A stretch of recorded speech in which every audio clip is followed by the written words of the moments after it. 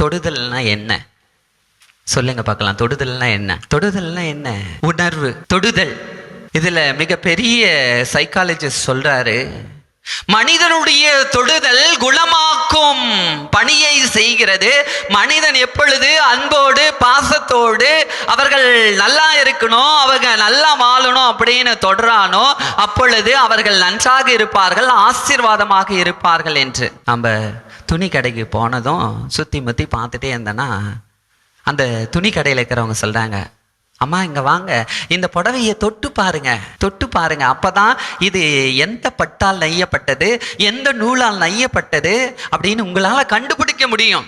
காய்கறி கடையில் போய் காய்கறி வாங்கினாலும் சுத்து முத்து பார்த்தாக்க நமக்கு நல்ல காய்கறியை வாங்க முடியாது. தொட்டு பார்த்து தொட்டு எடுத்து தூக்கி எது நல்லது எது கெட்டது என்று அறிந்து ஆய்ந்து நாம் நல்லவற்றை தேர்ந்தெடுக்கக்கூடியவர்களாக இருக்கிறோம்.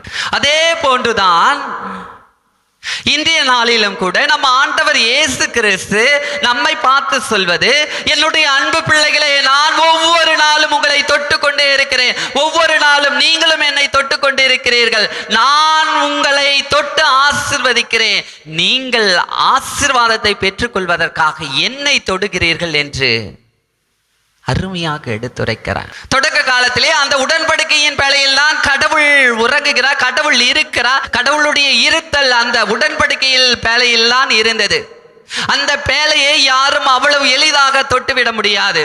தொடுதல் என்பது பழைய ஏற்பாட்டிலே கண்ணுக்கு தெரியாத கடவுளை தொட்டு உணர முடியாத அளவிற்கு தான் மக்கள் இருந்தார்கள்.